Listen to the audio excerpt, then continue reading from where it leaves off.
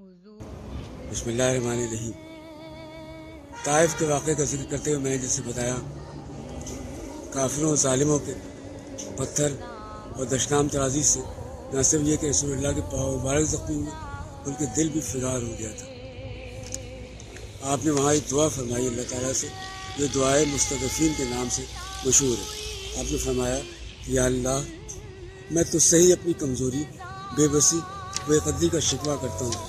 یا ارحم الراحمین، تو کمزوروں کا رب ہے اور تو ہی میرا رب بھی ہے۔ تو مجھے کس کے حوالے کرتا ہے؟ کیا کسی بیگانے کے جو میرے ساتھ تمدی سے پیش آئے، یا کسی دشمن کے جس کو تو نے میرے معاملات کا نگراں بنا دیا ہے؟ اگر مجھ پر تیرا غضب نہیں تو مجھے کسی کی پرواہ نہیں، لیکن تیری عافیت میرے لیے زیادہ کشادہ ہے۔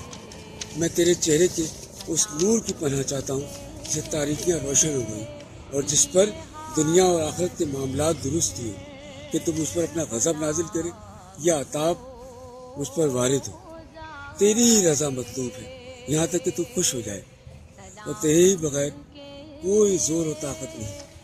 اس دعا کے ایک ایک لفظ سے آپ کی دلی کیفیات کا اندازہ ہوتا ہے۔ اسی وقت اللہ تعالیٰ نے حضرت جبریل امین کو بھیجا، ان کے ساتھ پہاڑوں کا فرشتہ بھی تھا۔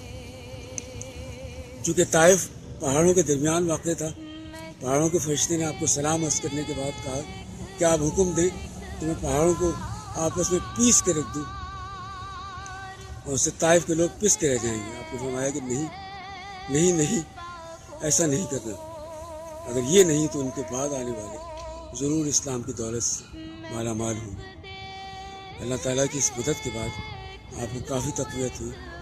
مکہ واپسی کے دوران جنات کی جماعت بھی گزری اور اس نے قرآن سنا اور آپ پر ایمان لے آئی۔ دل کو کافی تقویت پانے کے بعد آپ مکہ مکرمہ واپس تشریف لائے اور اسلام کا سلسلہ، اسلام کی تبلیغ کا سلسلہ اسی طرح جاری رہا۔